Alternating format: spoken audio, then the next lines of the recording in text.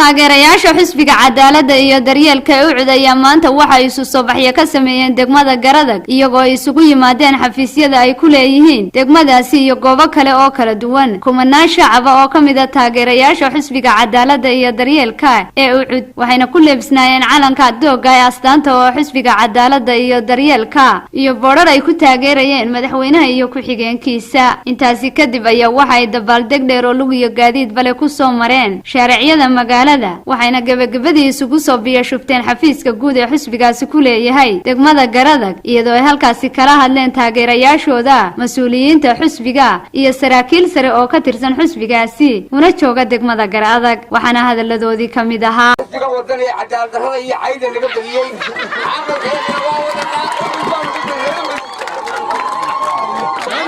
Somaliland هنورات وعد هنورات أرجو سمحت لهذين وعد باسيسين وعد بينوسين أنا أقول حنو دور سنة وحين لا يأفر سنة عاقلة يقدميه فرع وذا أركيسين وحنو هين حسب جواتني يبدنا ونكتشفه قرش كيجي مع الكلية هيجي قربان كربنا قربان كوي بني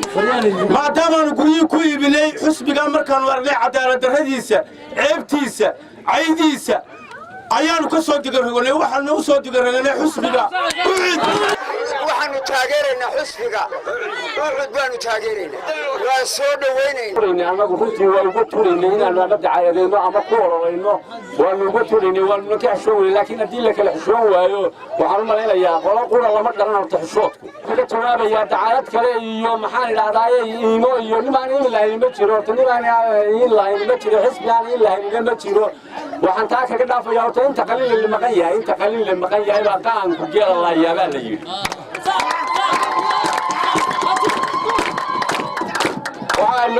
waxay ballana xisbiyada kale iyo qoliyaha kan dacayada ka dhiganaya xisbiga haray iyo xisbiga roolii ka dhacay iyo xisbiga waxay loo ballana laga bilaabo saacada inta wareegyada loo hadhay oo gebagaba ah waynu loola mid doonaa waxa la liqolay nin layu horta wax isku hadhin Faraxa Cabdi Nuur telefishinka caalamiga ee Home Cable TV degmada Garadag